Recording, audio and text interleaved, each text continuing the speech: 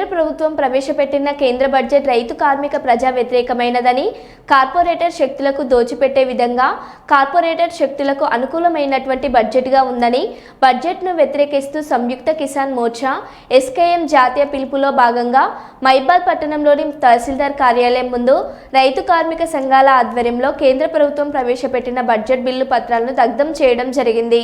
ఈ కార్యక్రమానికి సంయుక్త కిసాన్ మోర్చా ఎస్కేఎం జిల్లా కన్వీనర్ కామ్రేడ్ గుజ్జు దేవేందర్ అధ్యక్షత వహించగా, వక్తలుగా టీఐసియు జిల్లా కార్యదర్శి బిల్లకంటి సూర్యం, ఐఎఫ్టియు జిల్లా అధ్యక్షులు ఎస్కే మదర్లు మాట్లాడుతూ కేంద్ర ప్రభుత్వం పార్లమెంట్లో ప్రవేశపెట్టిన బడ్జెట్ బిల్లుల్లో కార్పొరేట్ శక్తులకు దోచిపెడుతూ రైతు కార్మిక ప్రజా వ్యతిరేక బిల్లుగా తీసుకువచ్చిందని వారు మండిపడ్డారు।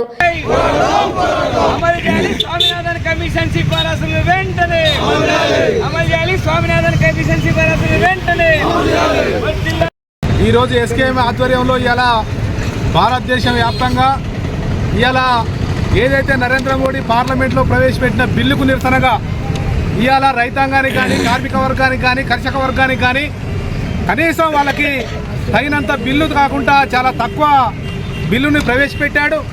ఏదైతే మనం ఆశించాం ఇవాళ రైతాంగాన్ని, ఇవాళ కార్మిక వర్గాన్ని కూడా మంచి బిల్లు ప్రవేశపెట్టి ఇవాళ రైతాంగాన్ని ఆనందపరుస్తులు అంటే రైతాంగాన్ని నడ్డివిరగొట్టే బిల్లుని ఇవాళ ముందుకు తీసుకొచ్చాడు। ఎందుకంటే ఇవాళ ఉపాధి హామీ ఏదైతే పథకం ఉందో ఈ పథకాన్ని మొత్తం కూడా పూర్తిగా నిర్వీర్యం చేసి ఈ పథకాన్ని రాబోయే కాలంలో ఎత్తివేయడం కోసం నరేంద్ర మోడీ ప్రభుత్వం ఎదురు చూస్తుంది। ఇవాళ విద్య, వైద్యం ఇవాళ చాలా ఇంపార్టెంట్గా ఉన్న పరిస్థితిలో కేంద్ర ప్రభుత్వం ఇటీవల పార్లమెంట్లో బడ్జెట్ 2025-26 ప్రవేశపెట్టింది। దీంట్లో రక్షణ రంగానికి 6 లక్షల కోట్లు పెట్టింది, వ్యవసాయ రంగానికి 1,70,000 కోట్లు పెట్టింది, విద్యా వైద్యాన్ని కూడా విద్య, వైద్య, వ్యవసాయ రంగం ఈ 3 రంగాలు కేటాయించింది ఒక ఎత్తు అయితే ఒక్క రక్షణ రంగానికి 6 లక్షల కోట్ల పైగా ప్రకటించింది। దీన్ని నిరసిస్తూ దేశవ్యాప్తంగా కార్మిక సంఘాలు, రైతు సంఘాలు, సంయుక్త కిసాన్ మోర్చా ఇచ్చిన పిలుపులో భాగంగా మైబాద్ జిల్లాలో ఇవాళ రైతు కార్మిక సంఘాల ఆధ్వర్యంలో కేంద్ర బడ్జెట్ పత్రాలని ఏదైతే బడ్జెట్లో వచ్చిందో ఆ బడ్జెట్ పత్రాలకు నిరసనగా దగ్ధం చేసే కార్యక్రమాన్ని మేము ప్రారంభిస్తాను। దానికి ముందుగా రైతు సంఘాల నాయకులు, సంఘీభావం జరపడానికి కార్మిక సంఘాల నాయకులు మాట్లాడతారు।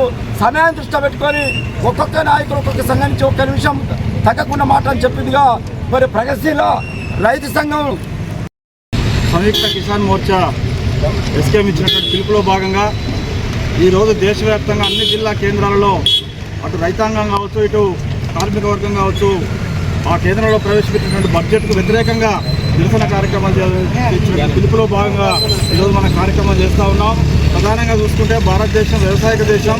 ఈ వ్యవసాయక దేశంలో మొత్తం 170% మందికి పైగా ప్రజలు వ్యవసాయం ఆధారపడి జీవిస్తున్నటువంటి క్రమంలో వ్యవసాయ రంగాన్ని నీరుగార్చేటువంటి పద్ధతుల్లో ఇవాళ కేంద్ర ప్రభుత్వం ప్రవేశపెట్టినటువంటి బడ్జెట్ ఉన్నటువంటి స్థితి మనం చూస్తూ ఉన్నాం।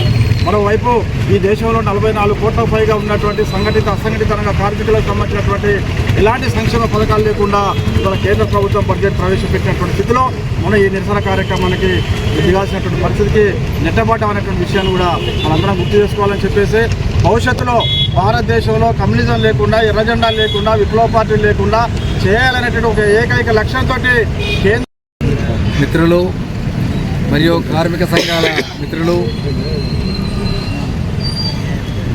ఈ సభకి విచ్చేసిన అన్ని వర్గాల ప్రజలకి ధన్యవాదాలు తెలియజేస్తూ, ఇటీవల కాలంలో పార్లమెంటులో నిర్మలా సీతారామన్ బడ్జెట్ను ప్రవేశపెట్టారు। ఈ బడ్జెట్లో కేవలం ఈ రకంగా ఇతర రాష్ట్రాలకి ఇటీవల కాలంలో జరిగిన ఎన్నికల దృష్టిలో పెట్టుకొని ఆ రాష్ట్రాలకి వాళ్ళ మెప్పు పొందడానికి బడ్జెట్ కేటాయించారు।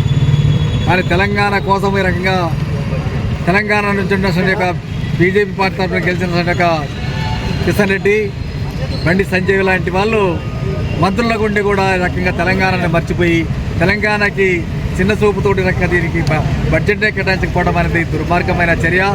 కావున ఈరోజు ఈ యొక్క ప్రభుత్వం యొక్క పక్షపాతాన్ని నిరసిస్తూ ఏదైతే రైతు సంఘాలు ఇచ్చినటువంటి పిలుపు ఉందో ఈ పిలుపు వాస్తవంగా కేంద్ర బడ్జెట్ కనుక కరువు కలుగుతుందని చెప్పి కోరుతున్నాం।